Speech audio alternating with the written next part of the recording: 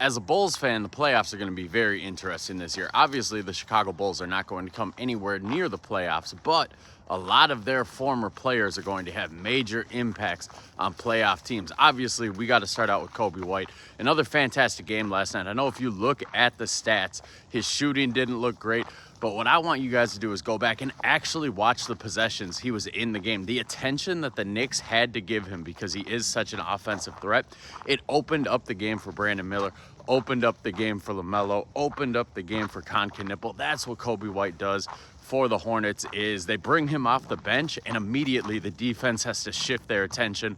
Otherwise, Coby's going to cook you. So they get a big win over the New York Knicks last night. Coby White, they were a +7 in his minutes. Just another effective game from Coby White and really showed how well he meshes with this Hornets team. Obviously, in Minnesota, we got Ayo Dosunmu. He has been a godsend for the Minnesota Timberwolves. Being a Bulls fan who lives in Minnesota, surrounded by Timberwolves fans at least once a week, somebody will be like, man, I can't believe we got Ayo Dosunmu. And I'm like, I'm right there with you, man. I can't believe you got Ayo Dosunmu for basically nothing, too. And he's been great for them. That Twin Turbos lineup with him and Bones Highland, it has kind of helped carry the Timberwolves through this Anthony Edwards injury. So you know he's going to have some big moments coming up in the playoffs here. We got Kevin Huerter. Kevin Huerter is starting to get some minutes for the Detroit Pistons. And last night he popped. Last night I think he went 4 of 6 from 3. He had like 23 points for the Pistons. The Pistons aren't going to get that from him every night. The Kevin Huerter experience was a little frustrating this year as a Bulls fan because the three-point shot was just broken. The dude was getting open looks and he just wasn't making them, but there's more to his game. That's the thing I learned about Kevin Huerter this year was just appreciating there's more to his game than just three-point shooting. He's a decent defender. He's not like a world stopper on the defensive end, but he's decent. He moves his feet. He tries hard. He sets good screens. He's smart when he rolls to the basket. He can handle a little bit more than you expect. He has some pretty good passing chops. So if he's hitting threes for the Detroit Pistons and you can bring him off the bench, run different lineups where you stagger him, you stagger Duncan Robinson, now the Pistons have another threat. That's a dangerous team in the playoffs, especially if Cade Cunningham is going to come back for the playoffs. Watch out for the Pistons. Watch out for the impact that Kevin Huerter has.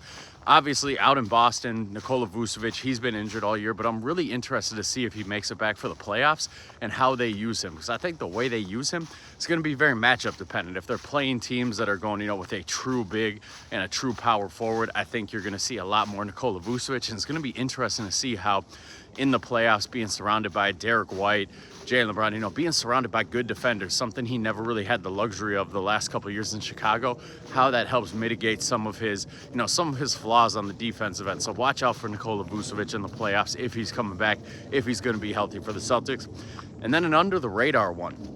Super under the radar because it wasn't a trade. The Bulls just straight up cut this guy. Jevon Carter. Jevon Carter has had a huge impact with the Orlando Magic. That shows you how desperate they were for just a true point guard. And Jevon Carter, I don't think anybody would rate him as like a great true point guard. He wasn't even in the Bulls rotation the last 2 years, but he has been fantastic since getting to the Magic. You see that when he's in the game, he's a smart player. He knows to get Paolo the ball going downhill, get Paolo the ball in his spots, and he makes his threes. Jevon Carter's nickname the last year here in Chicago was Jiffy Pop because you would just bring him off the bench, and no matter what the scenario, he was ready to go. He was shooting, he was throwing it up, and he was making it more times than not. So there's going to be 5 former Chicago Bulls who are going to have major playoff moments this coming playoffs.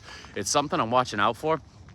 As a Bulls fan, it's got to make you question a little bit as a Bulls fan what the plan is going forward here, because you got these guys, they were struggling all year long in Chicago. If Josh Giddey and Modest Buzelis are going to be the players that we think they are, then how come when we were surrounded by these guys who are making winning impacts on playoff teams, how come we weren't winning? How come they weren't having the same production? Now, my argument for that would be they're in better situations now. They're surrounded by more talent. Obviously, Ayo Dosunmu, he's surrounded by more talent in Minnesota.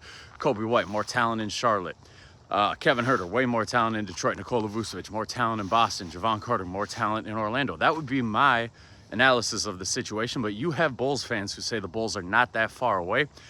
And they say, so if by their logic we're not that far away, then these players who are having these impacts as role players on playoff teams should have been having the same impact here. That's just my logic. So I don't know, man. I'm looking forward to seeing how these guys pop out, especially Coby White. For the last couple of years, I wanted to see Coby White get in the playoffs and just see, because I think he's a big moment kind of guy. So I wanted to see him put in some big moments. So I'm really looking forward to that. You guys let me know in the comments what you're looking forward to watching in the playoffs this year. If you are a Bulls fan, sound off in the comments, man. How does it feel to see these role players succeeding with other teams where they kind of failed with the Bulls? And if you guys are watching on TikTok, please do me a favor. Go watch on YouTube. Go follow on YouTube. Like and subscribe on YouTube. That's where I post these same videos, but the difference with the YouTube page is that's where I do all the lives. So I do my own personal lives once a week. I'm a co-host of Bulls on Tap. Those live shows, those podcasts, they get posted on YouTube twice a week. We're talking Bulls, we're talking draft, we're talking free agency. So do me a favor. Go find the YouTube page, same handle, @JTalksHoops. Hit that like button, hit that subscribe button.